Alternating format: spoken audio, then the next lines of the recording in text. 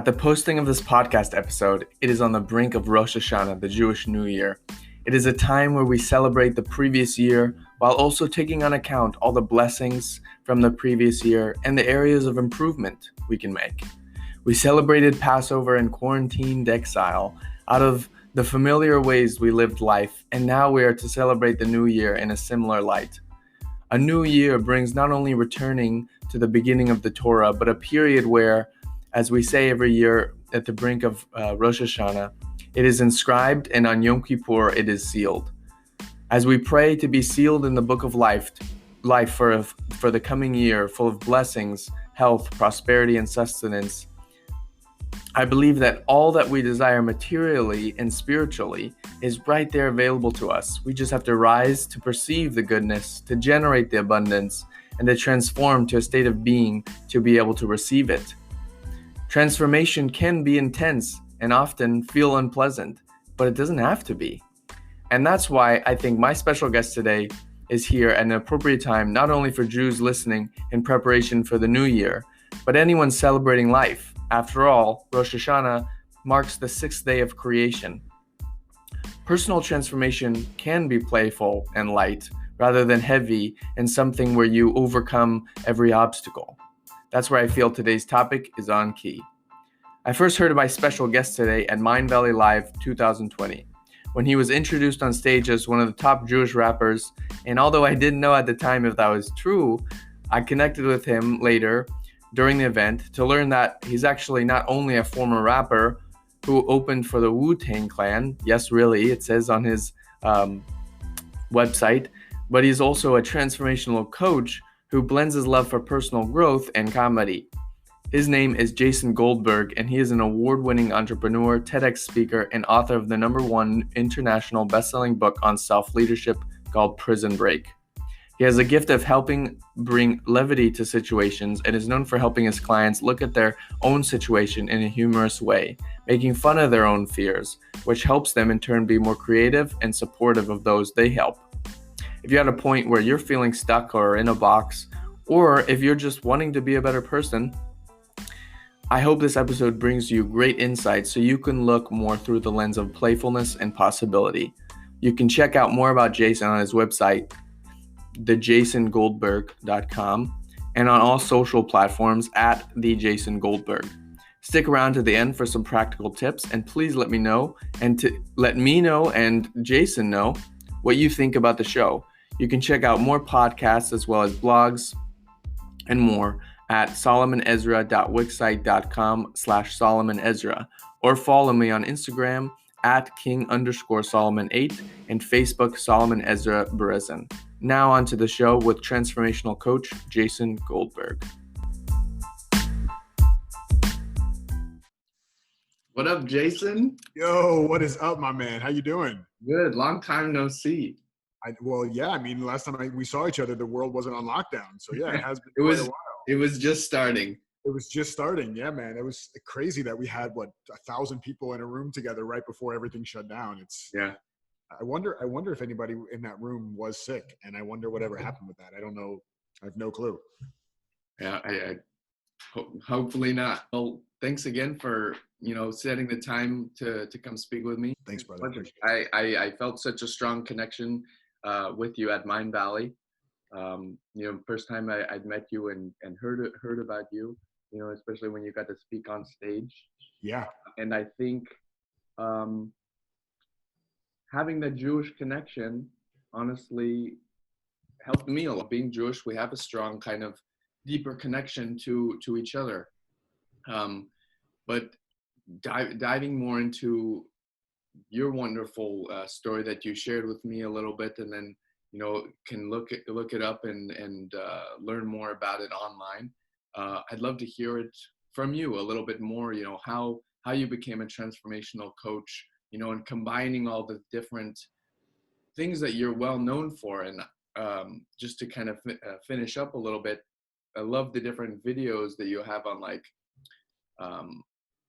Instagram, and the things that resonate and that I probably get activated as you had, and one of the things from you is that Yeah. that level of playfulness. And I really want to dive into that because uh, I really feel like this month per se, at least at the beginning of it, it was a challenge of me to just be more playful with everything kind of going on. Whether it's, doing something new or putting out different things. Um, it helps so much just looking through those lens. But I please, love that. I'd love to hear more. Yeah, for sure, dude. I'm happy to dig into and dive into anything you want. All the Uh-huh. stuff you talked about there is great and totally resonates. Yeah. So, I mean, it's, if you talk to anybody who is in this space, most people I think stumbled into it accidentally. I don't think there's anybody who I mean, maybe nowadays, maybe it's different, but I think for me, I just turned 40 this year. So Congrats. Thank you very much. So there was no there was no being a 5-year-old or a 10-year-old or a 15-year-old saying, one day I want to be a transformational coach and speaker. It's just not, that's not the career path. So for me, I was a geek very early on. I just loved technology. I was raised by a single mother. I'm an only child, and I didn't have a father at all. He left my mom when she was pregnant. And so thank God I had my mom had 2 brothers, has one has just recently passed, but the one who's still here, he's her twin brother, and he would spend a lot of time with me. He's an amazing guy. And he was into technology very early on in my life. And so he exposed me to technology very early on. And so when I was like 13 years old, I was doing, like these computer installations with him, like for fun on the weekends for a company he was doing consulting work for. And so I got into tech very early. So for me, my path was tech. Like that's what I was doing from a very early age. I'm a tech guy. But I also was doing entrepreneurship. So when I got my first computer, it was I thought I was going to get it for my bar mitzvah. I did not get it I was so disappointed, bro. I didn't get it. But shortly thereafter, I got it. I think maybe I just turned 14 and I got my first computer. And I immediately was trying to figure out ways to make money using my computer. And so I got into like designing flyers and brochures and stuff like that for people. So I had the entrepreneurial streak and I had the tech stuff kind of together from a very young age. So I went really heavy into tech stuff. I got my first real like tech job when I was 17, and then was in tech for the better part of 15 years, going from being a computer technician when I was younger, up to being the director of engineering and operations for a tech consulting firm, towards the end of my corporate career. So I was doing all that, and it really was in 2009, really, when I first got exposed to personal growth, which for me, I was 29 years old. Like I didn't touch a personal growth book until I was almost 30 years old. And I was still in my corporate job. And I talk about this in the first chapter of my book, Prison Break, where I had this day in my corporate job, my last corporate job, where I was the director, and I was 330 pounds at the time. Had massive amounts of stress and anxiety and depression really my entire life, or at least since I was a teenager. A lot of it because of being overweight and being picked on and worrying about not being enough and all these things. And so I had kind of this breaking point moment in 2009, which we can dive into the story if you want, or people can check it out in the book, but where I just had this kind of moment where I was like, something needs to change in my life. And I'm a fairly smart guy for the most part, and I love to reverse engineer things. And so I was kind of looking at people around me, and people I didn't even know, people I had just heard about, that had way more traumatic experiences than I had had in my life. And yet they didn't seem to be nearly as depressed or anxious as I was. So I started figuring out, like, well, what is it these people know that I don't know? And that's what led me into personal growth, and to start reading personal growth books, and to try to see if there was something I could do to kind of change my experience of life. And so that coupled with getting my own coach and being coached and all these things, is that as I was going through, and I had the corporate job, and then I left my corporate job, and I had a couple of other startups that were technology related, is throughout that whole thing, I just was really loving the feeling of transformation from the reading and from the coaching and all the things. And so it just became this thing. It's like, dude, how do I do more of this? And how do I help more people do it? And is there a possibility to actually get paid to do that as well? Or is it just going to be like a hobby that I do on the side? And so I say all that to say, I totally tripped and stumbled and slid into being a coach and a speaker because I just loved personal growth. I love what it did for me, and I wanted to try to share that with other people as much as possible. Yeah. And so how did you begin to apply all the different things? Because I feel like the biggest thing that makes it so, exciting is that you apply the different information that you're learning. It helps put it into, just changing your whole state of being. Like, it's different than just any kind of information that you learn, because it's actually changing something. Yeah. Yeah, you're right. It is. It's a whole different animal. And it was funny, dude. For me, it was like, I was excited to dive into personal growth stuff when I was having kind of my low point. I don't know if excited was the word, but I was maybe desperate. I don't know. There was some feeling of like, I really want to change things and I don't really know how to, but I'm going to play with it and see what happens. And to be honest, man, like, I know some people that they pick up a personal growth book, or they start learning this stuff and they're just like so pumped up and like, oh my God, this is amazing. My experience wasn't that way. My experience was kind of reading this stuff and at first reinforcing what I already had issues with. And what I mean by that is it became a thing where it was like, I shamed myself because I'm like, seriously, like, why would you do this to yourself for so long? Like, I start reading the stuff and it's like, you create your reality and your thoughts are real and your thoughts create things. And, all these different messages that we've all heard a million times now because it's become a part of the zeitgeist of our lives. But at the time it was like an equal part liberation and shame for me. And so I had to do even my work of like, okay, dude, you don't need to beat yourself up because you didn't know this before. It's not something that they teach you in schools. It's not something you were raised with. But once I got past that, then it became a thing where it's like, cool, let's test this in little ways and just see if my experience of life changes. And it was a massive shift. Like, just for me to really get at a core level that I don't have to be a prisoner of circumstance, but that I can really truly be a self-leader in my life. That is a transformational theme that, when actually practiced, it's not enough for it to be an intellectual understanding. When it's actually practiced, has massive implications for how life feels. So how did you get through there are some times, we're in a constant transformation. There are some times, or periods, I should say, that are like really intense because of the process of change. It's like, it's almost like, because we have such a connection with what's familiar. Mm-hmm. How did you kind of, almost, I don't want to say push through, but continue through that? Because like there's also well-known quotes like you have to sit through the fire. That's the initiation, and sometimes it can get really, really uncomfortable. What did you do to go through those periods, as well as how do you help those your clients with that? Because on one hand, you can like have an influence, it seems, on how much you're having a transformation and becoming a better person, or learning something new and applying it to life. But at the same time, you also can't speed it up, it seems like. Because you can only receive so much as you're ready for at any kind of given moment. Right. Absolutely. I think one of the keys for my own transformation, and it's the same for everybody that I've worked with, and it's why I coach the way I do. It's why I teach the way I do. It's why I create content the way I do. And I'm so blessed to have had a coach, and to still have the same coach to this day, who was such a beautiful model of this for me, is that what I know to be true is that resistance is the number one reason that transformation doesn't occur. It's not information. It's not because you're not committed enough. It's not because you're not disciplined enough. It's not because you're not good enough. It's not because something's wrong with you. It's simply the resistance to the change.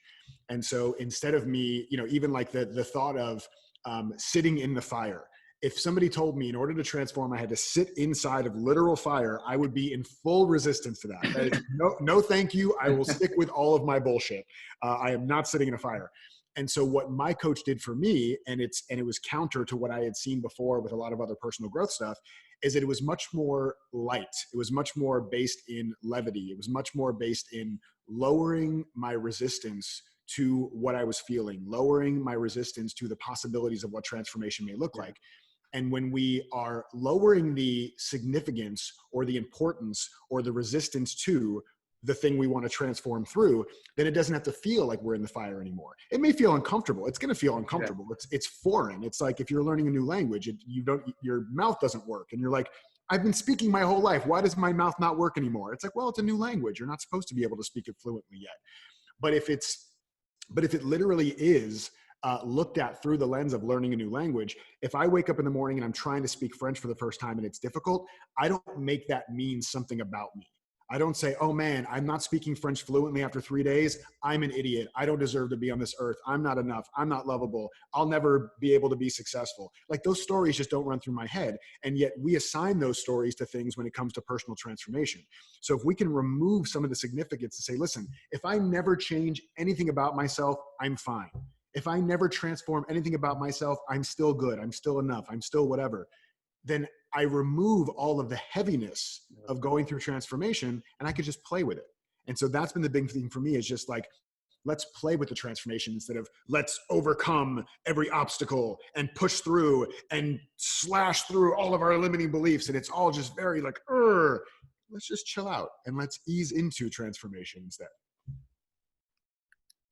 I really like that. It's just, there have been times when it's like, at least how do you handle, or how do you encourage a patient a client where where, at least I feel like I've experienced where there's been just so much resistance that I just had to kind of allow it to happen. Allow it to pass through. And sometimes that's the answer, right? So that's where the levity comes in, because if we can, and this is a delicate balance. I never want to ridicule the person that I'm coaching, but I want to help the person that I'm coaching to kind of ridicule and make fun of their own fears, right? Because when you can see that, when you actually see it, that's where the liberation comes in. And so for me, it's like, if I can talk to somebody and at some point we can actually be laughing about the thing that was a stressful thing for them, then everything changes, right? So for example, one of the most, I love to tell this story. The most powerful coaching I ever received from my coach literally can be summed up in 10 words. And so this was probably, I don't know, four years ago or so. I wrote an email to my coach, this long, super long email. It was probably the equivalent of like 3 or 4 pages of a Word document in an email. And it was just all these things I was stressed about. Oh God, well, what if this doesn't work out? And I want to invest money in this, but like, what if that investment doesn't pay off? And what if I have to, quit this business? And what if I have to go back to get a soul sucking job? And it was just like a vomit of all the stuff I was stressed about, right? So I typed this whole thing out and I sent it to him, and I'm like, okay, he's going to come back. He's going to tell me what I need to do and what steps I need to take and what reframes. He's going to come back with all the wisdom I need. So about an hour later, I get an email back from him with 10 words. And the 10 words are: so much compassion for what you are putting yourself through.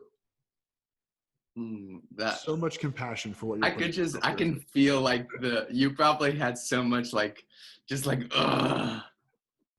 And so go ahead. No, I was going to say, so as soon as I saw that, and because I know him and I know the relationship we have, and I know that levity is a key for what we're doing, I knew that he wasn't ridiculing me, but he was pointing back to like, man, I just, without trying to solve anything, I just have so much love and compassion for all that you're putting yourself through.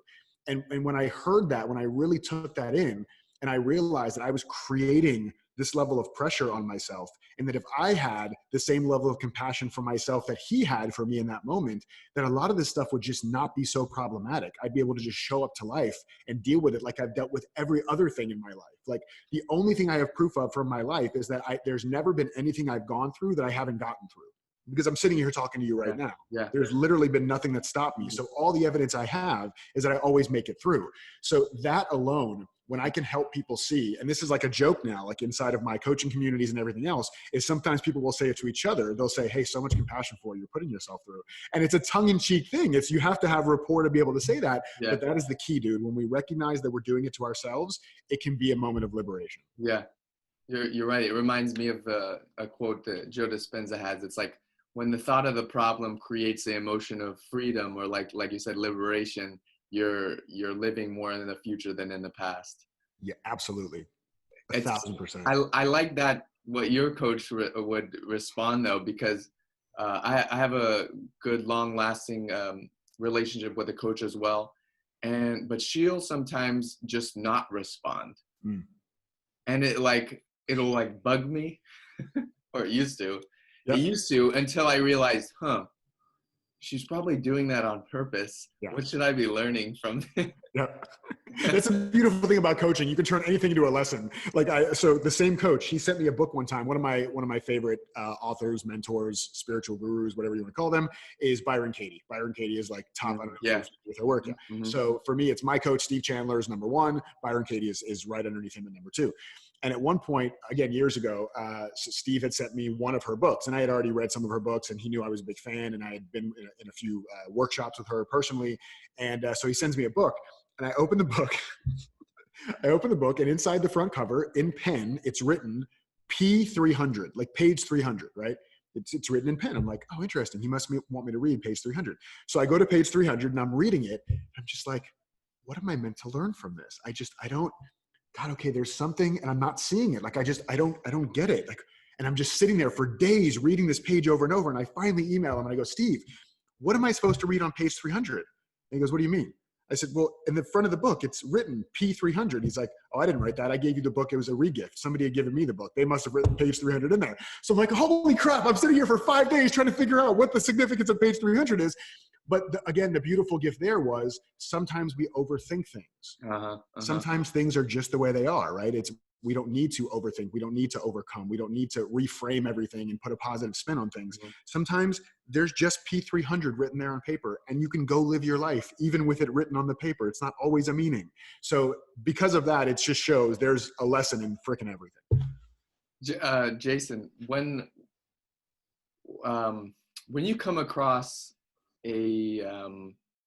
let's say a problem that's going on like in your life, or something that you seem to feel like in a box and you can't get out of, mm-hmm. How do you, and you become aware of it, like there's this thing in my life and I really don't know how to solve it, mm-hmm. Like just for anyone,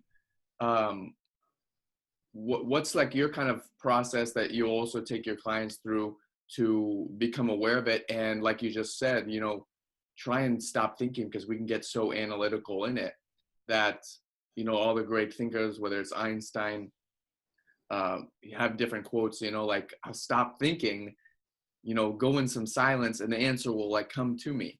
Mm-hmm. Do you have any kind of process of sorts? Yeah, absolutely. So, and here's the thing, like you mentioned Einstein. Einstein's the perfect person to talk about with this question, because one of my favorite quotes from Einstein is, you can't solve a problem with the same thinking that created it, right? So, and that's the issue, is that people, and myself included, something comes up, there's a problem that happens, I get stressed out and I say, how do I solve the problem? You can't. But you're skipping a step. There's a step 0 before solving the problem. And step 0 is to increase our level of consciousness so that we have the creativity to see how to solve the problem. And the beautiful thing is that sometimes when you increase your level of consciousness, what was a problem is no longer problematic. There's nothing left to solve. And that's kind of the best case scenario a lot of times is, if you have a little kid who's like playing with a Barbie doll and the head comes off the Barbie doll, they think it's the end of the world. They're like, oh my God, my Barbie's dead. Like, it's decapitated. I don't know what to do. And then as the parent or the uncle or the aunt or whatever, you just pop the head back on. It's not a problem to you because you're at a higher level of consciousness in that moment than the kid is. Uh-huh. So sometimes it's not even about solving the problem. It's just about transcending the fact that you even think it's a problem. So a lot of times for me, what I want to do is I want to, and I have tons of metaphors and analogies that I use to get here, because sometimes some will land with myself or with others, and sometimes they won't. And so I want to have a whole toolkit of things to do. But for me, one of my mantras that I created, I think one day because I was stressed out about something, is present but irrelevant. Present but irrelevant. And present but irrelevant points to having a feeling be present, anxiety, stress, depression, whatever it is, and having it not be a relevant part of my experience. And so what that looks like as a metaphor that I love to use here is, if I'm driving a car, right? I'm literally driving a vehicle down the street. And in the passenger seat next to me is another human being, and they are the most sad, depressed, anxious, angry, confused, overwhelmed person on the planet. The car still works the same. The steering wheel still works the same. gas and brake pedals still work the same. No matter how that person feels, the vehicle still works the same. And so I can look at my life in that way and say, yes, there's anxiety and stress and all that stuff is present, and it doesn't have to affect how I drive the car. I can still do that. So it's kind of like you sit with it until you get it to its destination. Yeah, or not. It can stay as long as it wants to, or it can leave immediately. As long as we're not doing it as an in order to. So if we do any of these things, it's not that they won't work, but if we do any of these tools because we want to eliminate the symptom or we want to overcome the symptom, then sometimes it doesn't work as well, because then it's motive based. Well, I'm still trying to get rid of you, right? So if I say I'm accepting you to get rid of you, then I actually haven't accepted you. Right. Yeah. But if I accept you and say, you can stay here as long as you want, like, it's fine with me. There's a guy called Jeff Foster who wrote a book that I really love. It's kind of a book of prose and poetry. And it's called, I think it's called Falling in Love with Where You Are, and something like that. And he has a poem in there where he essentially is talking to his feelings. And I'm totally going to butcher this. He says it much more poetically, but he essentially says, like, sadness shows up.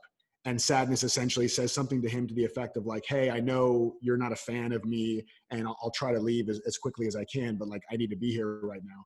And his response to sadness is, well, who told you you had to leave? Who told you you weren't allowed to be here? If you need to be here, be here. It's fine. I'll be okay. And the same thing with happiness. Who told you you had to stay? It's fine if you're here for a little while and you leave. I know that both of you will come and go. I don't need to force you out, and I don't need to keep you in. Mm-hmm. And so the more we can practice that, just kind of understanding, like, this is the human experience, and it's not about immunity from stress or anxiety or depression. It's navigation of those things when they show up. And the less we make those things a problematic thing that we need to get rid of, the sooner they'll move on their own. 100%.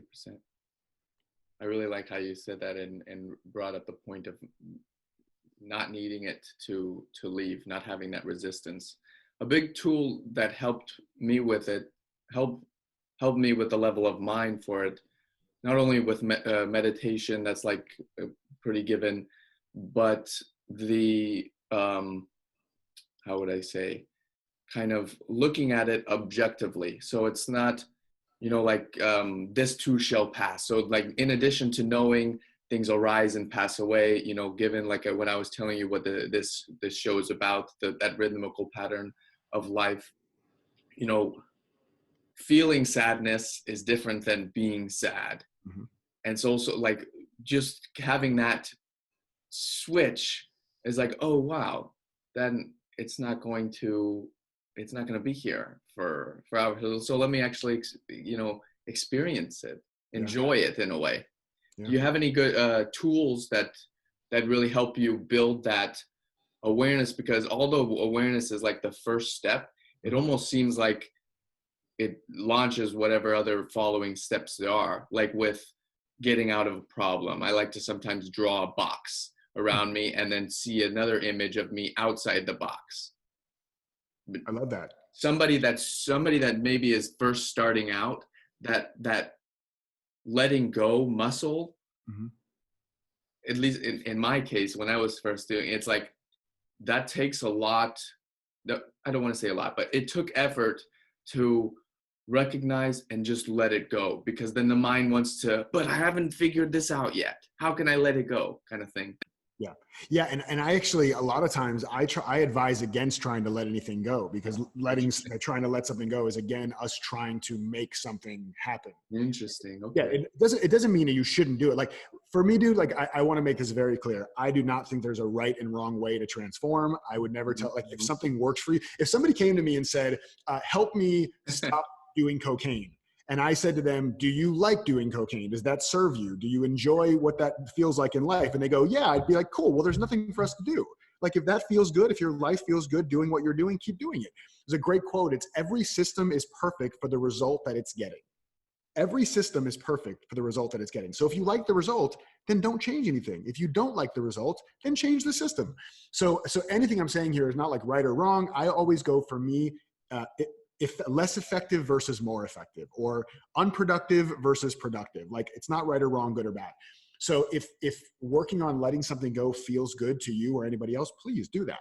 For me, when I focus too much on letting go, then for me, based on kind of my personality, it feels like I'm still pushing, and I don't want to push. And so, you know, it's again, kind of going back to Byron Katie. She has this amazing story where she's walking through, she's walking in some area, in a desert area or something, and she sees a coiled up snake, and she is terrified because she gets close enough to it where she realizes there's a snake there, and then starts having all these things flash in her mind that she's going to get bit by the snake, and she's going to die out here in the desert, and nobody's going to find her, and her body's going to rot, and her family won't know what happened to her. All these stories start going through her head.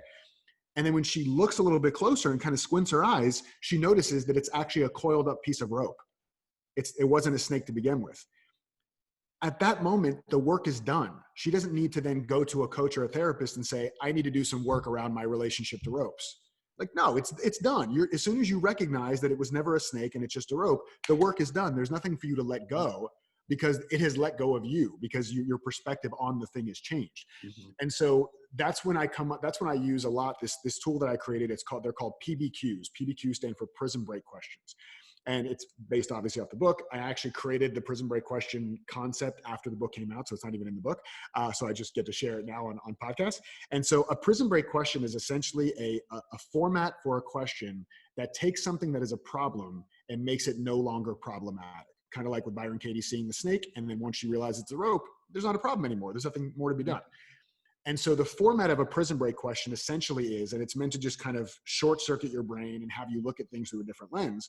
The format is, if I knew, what would I do, right? If I knew X, what would I do? How would I show up differently? How would I respond differently? Whatever that looks like for you in the situation. So there's as many prison break questions as there are situations. So for this one in particular, where I'm feeling something and I'm feeling stressed, or I'm feeling anxious, or I'm feeling depressed, I had a day 5 years, I mean, I have these days all the time, but I had a day 5 years ago where I remember I was just feeling like massive levels of stress and anxiety, and I could not get rid of it. And I was trying to do all the reframing, and I meditated, and nothing was working. It was sticking with me. So I'm like, all right, I'm going to go on a walk, because if I go on a walk and I get outside, then it'll go away. And I'm walking and nothing's happening. The anxiety's still there. The stress is still there. Uh-huh. And so I'm like, all right, I got one last. Sounds awfully too familiar. Oh God, bro, I'm telling you. And like I said, I wish it was just a day 5 years ago that this happened. It happens on a regular basis because it's the human experience. And especially if you're out there, and that's another thing, quick pause. If you are experiencing this, it often means it's because you're engaging with life, right? It's because you're out there doing something in the world. So if you're getting a reflection of things that you feel like are not working, and you're not sure how to deal with them, a lot of times that's a good sign. It means you're engaging with life, and something's being triggered, because there's a next level of self-leadership for you to step into to create whatever it is you're trying to create. So that was, I think, what it was for me. I was continuing to grow my business and step into new places, and it was scary, and it was unfamiliar, and it was uncomfortable. And so I had all this stress and anxiety. And so I'm like, all right, I got one last thing in my tool belt that I'm going to do. I'm going to try a PBQ and see if it works. So I'm like, all right, what would the PBQ be here?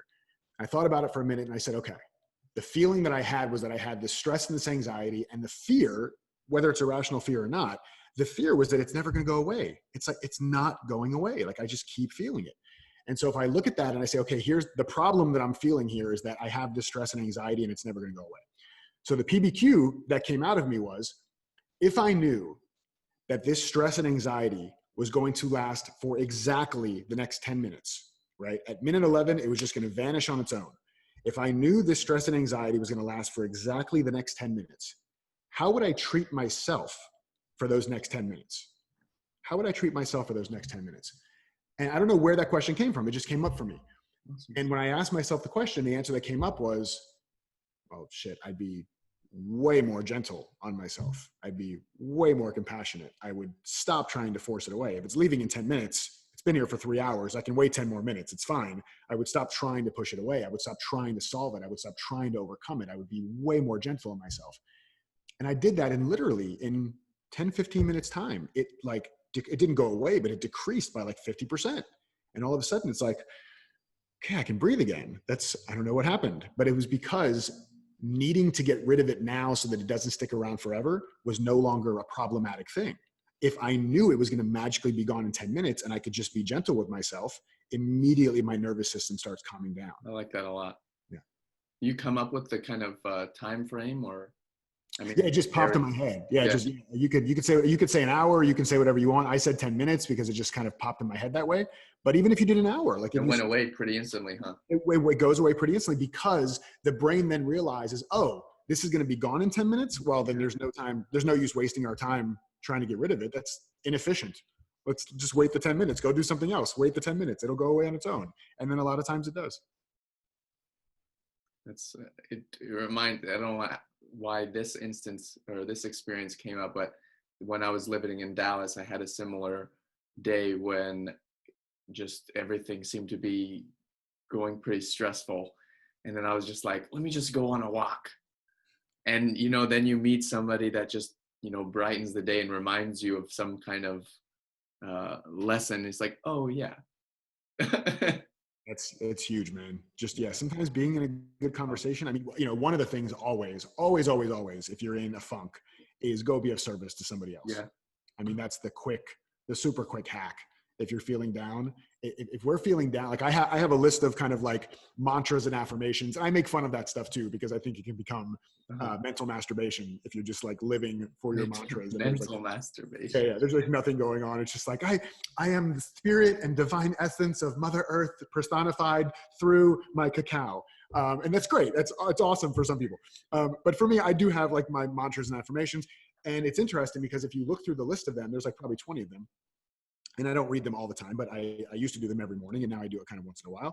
But I read through them, and they're great. And it's like, I'm never overwhelmed or under a time crunch because I control my relationship to time. I am in loving and joyful service every day. I know exactly what the people in my world need help with, and I show up with the most appropriate content at the most appropriate time. Like just all these mantras. And they're all me, me, me, me, me. I do this, I do this, I do this. I am this, I am this. It's all about me. So the very last mantra is, and I'm trying my best to disconnect from the significance I put on who I am and my ego so that I can be of service to others. So it's like all the I am this, I am that, I am great, I am all powerful, I am a servant, I am joyful, I am all this stuff. And maybe I don't even exist. And so the more I don't even exist and I don't cling to the concept of who I am, the more I can be of service and the less I'm weighed down by these moments of stress and despair. It's like that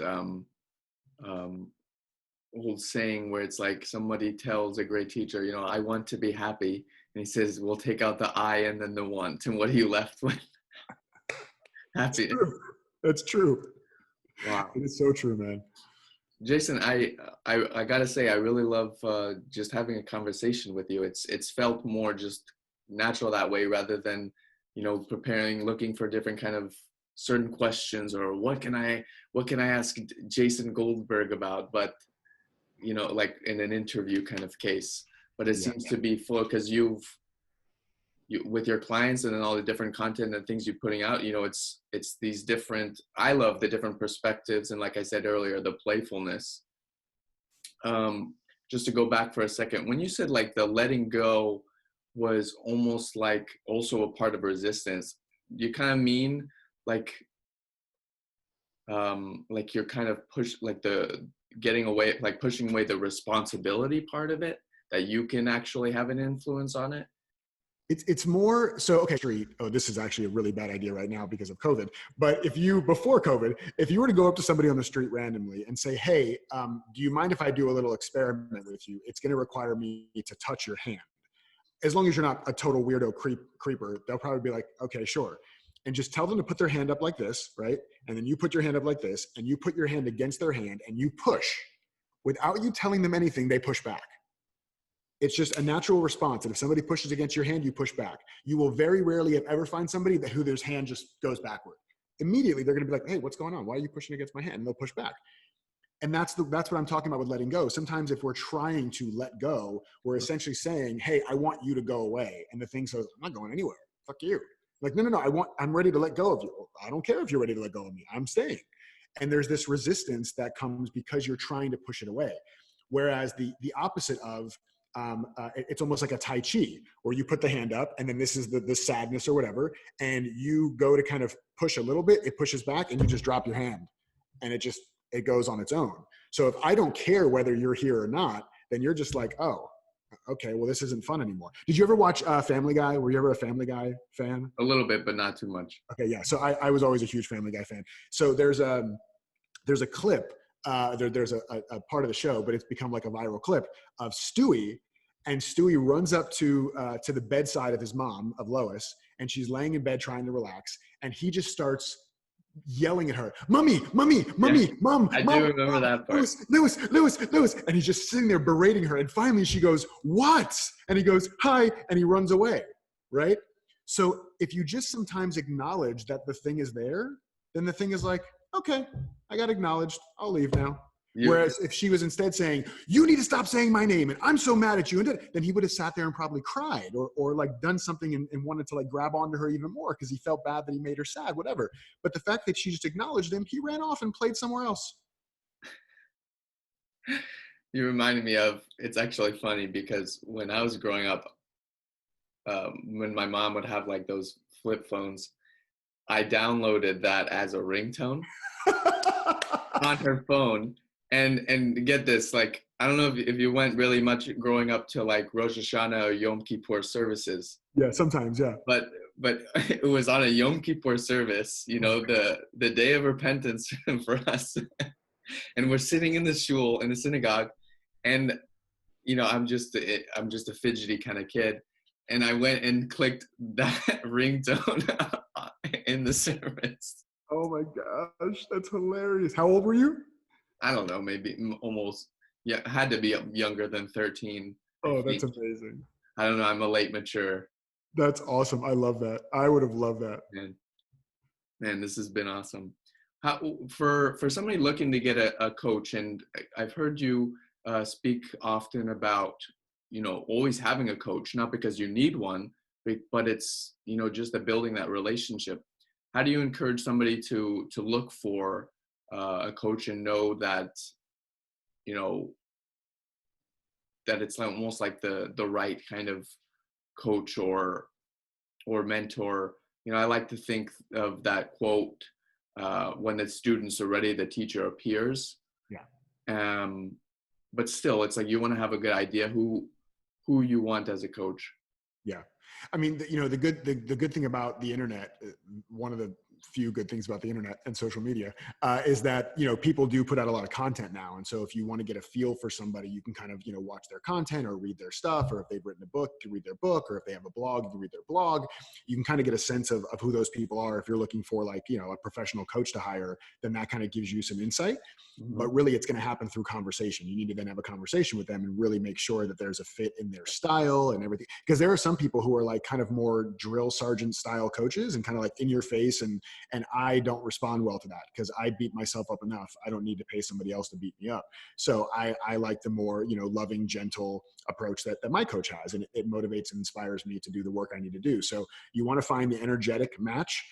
It's also good to find somebody who you feel like the way they see the world is a way you'd like to see the world. Doesn't mean you want to live the life they have, right? That you may not want to have the business they have or the life they have or the lifestyle they have, but there's something about the way they see the world that you're like, if I could see the world more that way, I can tell that would have a difference in my life.